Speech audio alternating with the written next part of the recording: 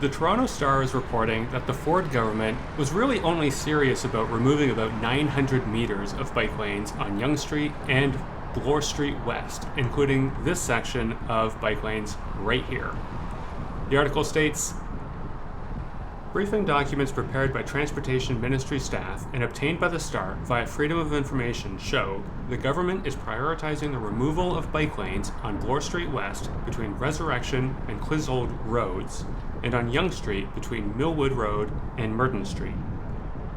The briefing documents are dated May 13, 2025, just a few weeks after Superior Court Justice granted cycling advocates a temporary injunction that prevented the Ford government from moving ahead with bike lane removals.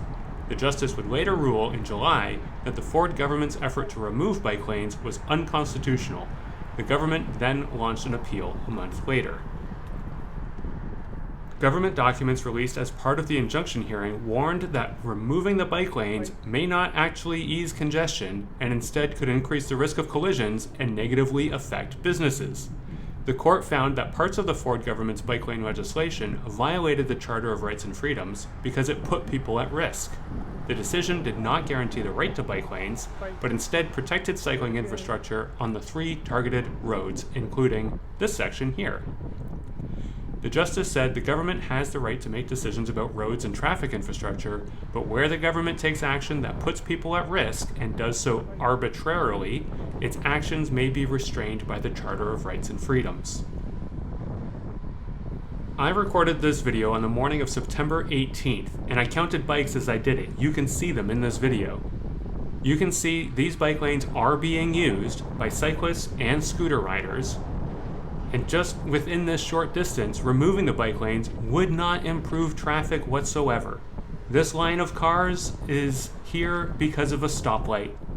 If this bike lane was not here, the line would be half as long, but it would still have just as many people. And removing only this section would still lead to a bottleneck farther east.